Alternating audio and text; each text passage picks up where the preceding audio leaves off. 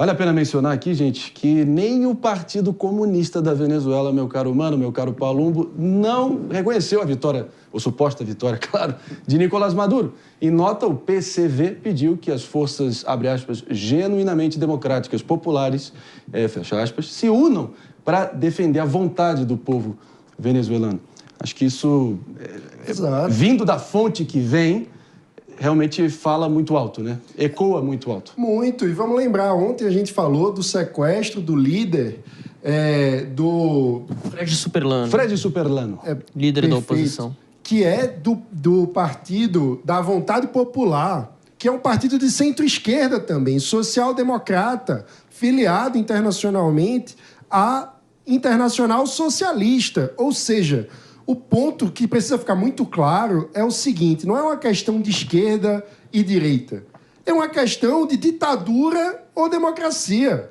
É uma questão de quem se subordina completamente, de quem aceita ser vassalo de Nicolás Maduro e de quem deseja construir um país livre, com toda a diversidade ideológica que é própria de um país livre. Então, não é uma questão de demonizar esquerda ou demonizar direita. É uma questão da gente ter muito claro qual é o limite. O limite de aceitação é a democracia, é aquilo que permite a convivência das ideias diferentes. Então, não é ser de esquerda, não pode ser sinônimo de passar pano para a ditadura de esquerda. Assim como ser de direita não pode ser sinônimo de passar pano para a ditadura de direita. A gente tem que subir a régua do debate no Brasil e na América Latina para parar de ficar se vinculando a torcidas como se qualquer coisa, porque vem de um lado, tivesse que ser aceita. Ditadura é sempre inaceitável.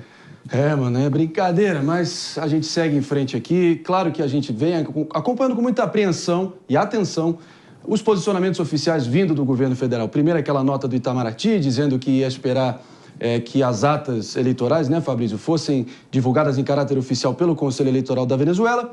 Depois, aquela mais do que polêmica nota do PT, dizendo que houve uma transição justa, pacífica, respeitando a soberania do povo. Mas ontem, finalmente, o presidente Lula veio a público, deu as primeiras declarações e, abre aspas, ele chegou a dizer, palavras dele, que não tem nada de grave nem anormal, fecha aspas. E essa foi a declaração que ele deu numa entrevista concedida ontem, claro, sobre esse tão atribulado processo eleitoral da Venezuela. Ele veio a dizer, além disso, meu caro PP, que, abre aspas, não tem nada de assustador. E a imprensa brasileira estaria tratando como se fosse a Terceira Guerra Mundial, fecha aspas. Segundo ele, ele também chega a somar nessa declaração dizendo que teve uma eleição, teve uma pessoa que disse que teve 51%, teve uma outra pessoa que disse que teve 40 e pouco por cento. Um concorda, o outro não. Então, entra aí na justiça e a justiça resolve, fecha aspas. Tirem suas próprias conclusões. PP, o que você achou? Uma declaração frustrante, né, do Lula, mais uma vez, sobre o processo na Venezuela. O Lula que se colocou nas eleições de 2022 como paladino da democracia. Se colocou como uma pessoa que ia salvar a democracia brasileira do autoritarismo e da arbitrariedade do outro candidato. E quando você vê o Lula respaldando a ditadura da Venezuela, a ditadura do Maduro, você vê que o Lula e o PT ficam somente no discurso retórico quando fala que defende a democracia. Não dá para aceitar que o presidente da República não se coloque contra o que está acontecendo na Venezuela.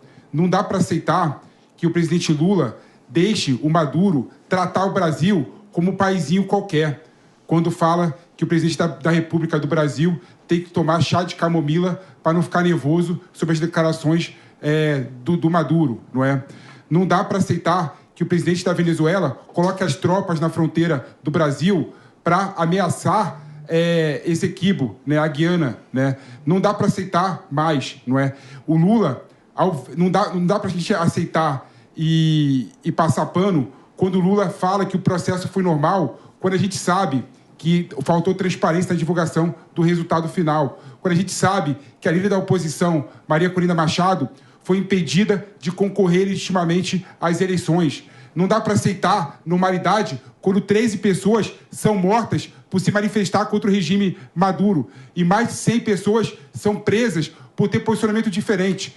Então, Marinho, resumindo o que eu falei aqui, é um absurdo e é frustrante você ver o presidente da República chancelando a ditadura do Maduro. Não dá para aceitar. Pode ser frustrante, mas não é surpreendente, né? Porque, infelizmente, corrobora a biografia inteira dele, que está umbilicalmente ligada à ascensão desse regime ditatorial. Infelizmente, a realidade é essa. Lula é sócio do regime de Nicolás Maduro. Isso precisa ser dito. É um absurdo. É algo que envergonha a história da democracia brasileira. Um dos principais líderes da nossa democracia, da história democrática, desde a redemocratização, o presidente que mais anos esteve à frente do Estado brasileiro é sócio da construção, consolidação e manutenção de uma ditadura num país vizinho. Isso é uma vergonha que fala sobre a péssima qualidade da democracia brasileira. Parece que eles vivem numa crise existencial, certos setores do PT, né, entre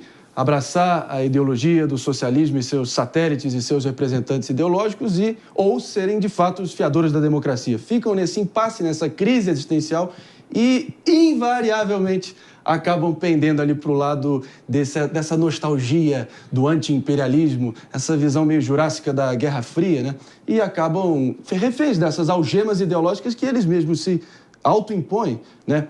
Fabrício, um rápido comentário, porque a gente vai seguir com uma baita de uma entrevista agora importante. Teve um agravante importante também nas últimas horas, né, André? A declaração do Carter Center, que é o grupo de observadores internacionais americanos que foi convidado pelo governo da Venezuela para fiscalizar as eleições. Um parêntese rápido, o instituto associado ao ex-presidente Jimmy Carter. Jimmy Carter, sim, exatamente. Dizendo o seguinte, que as eleições na Venezuela não estavam nos patamares internacionais de integridade eleitoral e não podem ser consideradas democráticas. Essa foi a declaração do Carter Center, que saiu ontem à noite, 2 dias depois das eleições, mas estava todo mundo aguardando para ver o que um grupo independente, digamos assim, iria dizer em relação às eleições lá na Venezuela. Sabe qual é o problema, mano? Que vão falar, não, o Carter Center, não, esses imperialistas aí querendo meter o bedelho. Vai sempre cair nesse esquerdismo infantil. Antes, eles tinham aceitado a presença do Carter Center, né? Então, eles convidaram. Foram contrariados, né? E vale dizer que essas horas que se passaram da eleição para a publicação do estudo é porque o Carter Center, por prudência, disse: vamos retirar todos os nossos funcionários da Venezuela antes de publicar alguma coisa. Então, por isso que demorou, por preocupação com a integridade física dos pesquisadores e observadores independentes.